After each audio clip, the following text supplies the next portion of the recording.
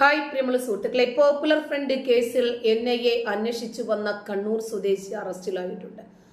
ജാഫർ ഭീമന്റെ എവിടെയാണ് കണ്ണൂർ വീട്ടിൽ നിന്ന് പിടിയിലായത്? എന്ത് പേരുകളാ! നസീർ തടിയന്റെ അവിടെ, ജാഫർ ഭീമന്റെ അവിടെ. എങ്ങനെയാണ് ഇവർക്കൊക്കെ ഈ പേരുകൾ വന്നത് എന്നൊന്ന് ചിന്തിച്ചു നോക്കിക്കേ.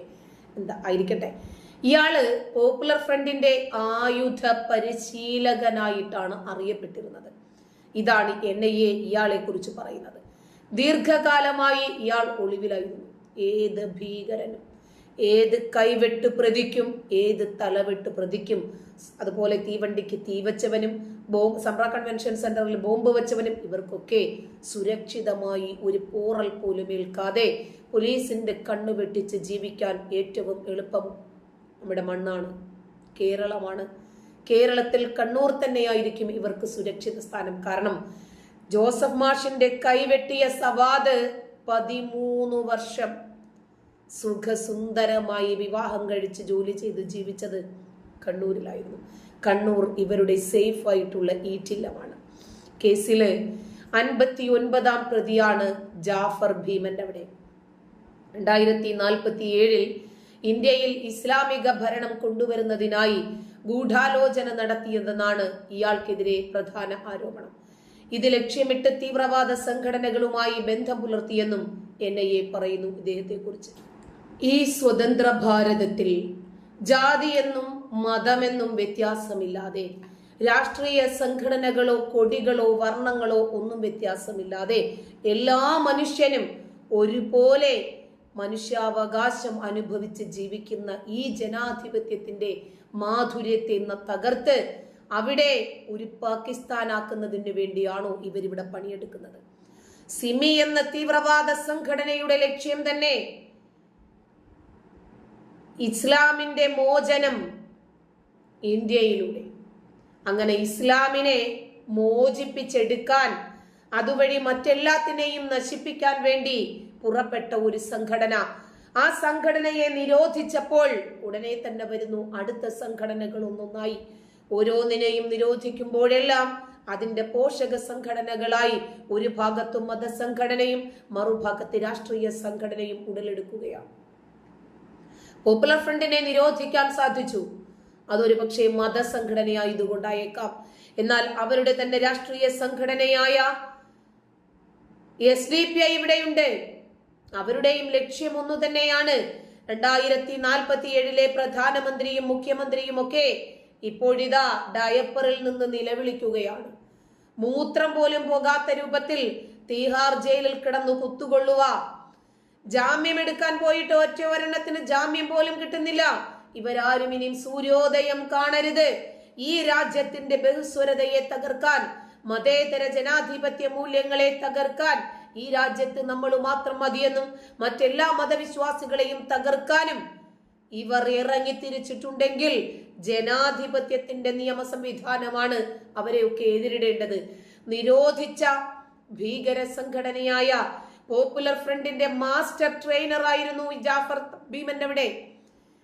ഇയാൾക്ക് ഇവിടെ ഒളിവിൽ ജീവിക്കാൻ പച്ച വെളിച്ചത്തിന്റെ സഹായമുണ്ട്. നമ്മൾ എന്താ വിചാരിച്ചത്? നമ്മൾ വിചാരിക്കുന്നത് പോലെ കേരളം ഏതെങ്കിലും ഒരു നോ പാർക്കിങ്ങിൽ വണ്ടി വെച്ചാൽ അവനെ ഉരുട്ടിക്കൊല്ലാൻ നമ്മുടെ പോലീസിന് വളരെയധികം പെട്ടെന്ന് സാധിക്കും.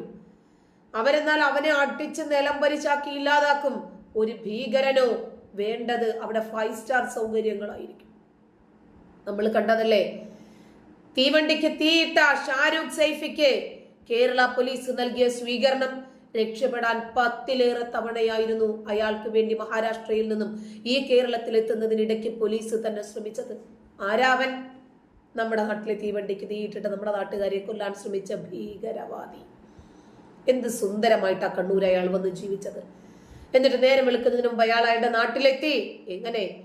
അയാള് തീ വെച്ച് കത്തിച്ച അതേ ട്രെയിനിൽ ശരീരത്തിന്റെ ഒരു ഭാഗത്തിന് പൊള്ളലേറ്റിട്ട് പോലും അവനെ കണ്ടുപിടിക്കാൻ നമ്മുടെ പോലീസിന് സാധിച്ചിട്ടില്ല.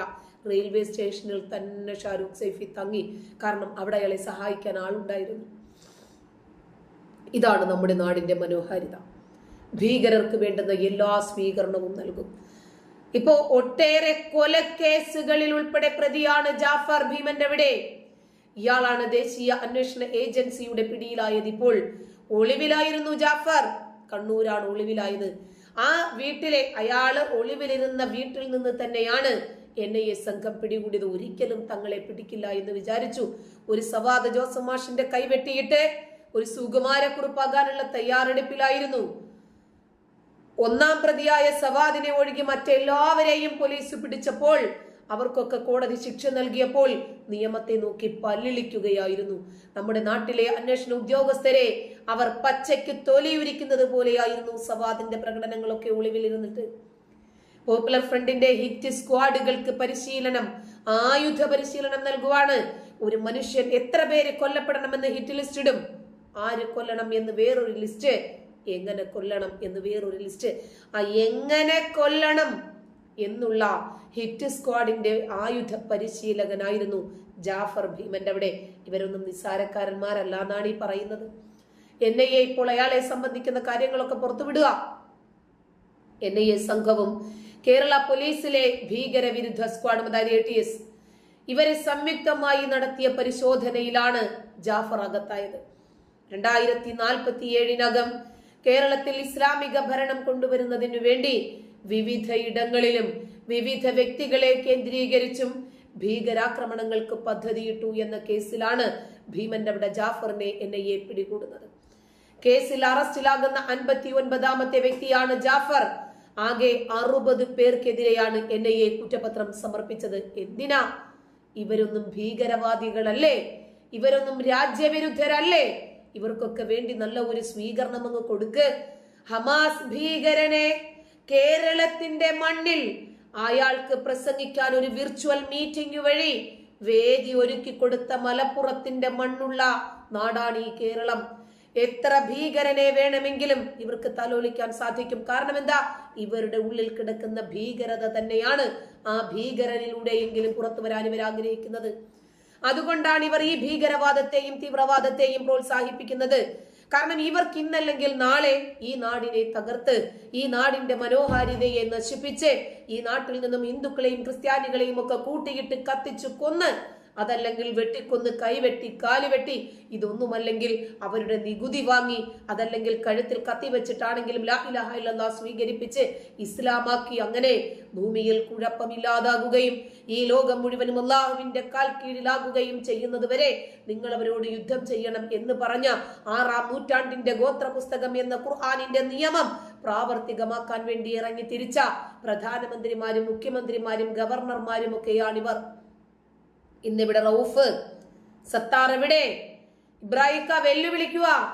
ഇബ്രാഹിക്ക അവിടെ കിടന്ന് ഇന്ന് നിലവിളിക്കുക. ഇവിടെ കിടന്ന് വെല്ലുവിളിച്ചു. ഇന്ന് തീഹാർ ജയിലിൽ കിടന്ന് നിലവിളിക്കുന്നു. ഞാൻ ഹജ്ജ് ചെയ്ത ആളാണ്, ഞാനൊരു ക്യാൻസർ പേഷ്യന്റ് ആണ്, എനിക്കറിയുന്ന കാര്യങ്ങളെല്ലാം ഞാൻ പറഞ്ഞു, എന്നെ ഒന്ന് വെറുതെ വിടണം. അപ്പോഴും ചെറിയ കുറ്റമാ ചെയ്തത്. അപ്പോഴും NIA ഇദ്ദേഹത്തോട് ചോദിച്ചത്, ഈ വിദ്വേഷ പ്രസംഗങ്ങളൊക്കെ നടത്തുമ്പോൾ താങ്കൾക്ക് വയസ്സില്ലായിരുന്നോ? ഈ രാജ്യത്തെ തകർക്കാൻ വേണ്ടി ഇദ്ദേഹം കൊട്ടേഷൻ ഏറ്റെടുക്കുമ്പോൾ നിങ്ങൾക്ക് ക്യാൻസർ ഇല്ലായിരുന്നോ? നിങ്ങൾക്കന്ന് ഭയമില്ലായിരുന്നോ? ഇവരെ ഒന്നും ഒരു തരത്തിലും പുറം ലോകം കാണിക്കാൻ പറ്റിയവരല്ല. ഇത് ഒന്ന് ആലോചിച്ച് നോക്കിക്കേ. കേന്ദ്രം BJP ഭരിക്കുന്നത് കൊണ്ട് മാത്രമല്ലേ ഈ ഭീകരന്മാരെ വിടാതെ പിന്തുടർന്ന് പിടിക്കാൻ സാധിച്ചത്. ഇപ്പോ പോപ്പുലർ ഫ്രണ്ടിനെ നിരോധിച്ചത് കൊണ്ടും അന്നത്തെ ഈ നാട്ടിലെ വില്ലന്മാരായിട്ടുള്ള ആളുകൾ ഇന്ന് തീഹാർ ജയിലിൽ കിടന്ന് ഡയപ്പറിൽ നിന്ന് അറിയുന്ന സത്യങ്ങളെല്ലാം തത്ത പറയും പോലെ പറയിപ്പിക്കാൻ NIAക്ക് കഴിഞ്ഞതുകൊണ്ടാണ് 13 വർഷം ഒളിവിൽ കിടന്ന ജോസഫ് മാഷിന്റെ ജീവിതം നശിപ്പിച്ച സവാദിനെ പിടിക്കാൻ സാധിച്ചത്. ഇപ്പോൾ ഇയാളെ പിടിക്കാൻ കഴിഞ്ഞതും NIA കേസ് ഫയൽ അവസാനിപ്പിച്ചു എന്ന് ഇവര് ചിന്തിച്ചിടത്ത് നിന്ന് NIA തുടങ്ങിയിട്ടേ ഉണ്ടായിരുന്നുള്ളൂ. കേരളത്തിലെ എല്ലാ ജില്ലകളിലും NIA ഓഫീസുകൾ തുറക്കണം. എന്നാൽ മാത്രമേ നമ്മുടെ രാജ്യം സുരക്ഷിതമായിരിക്കൂ. നന്ദി.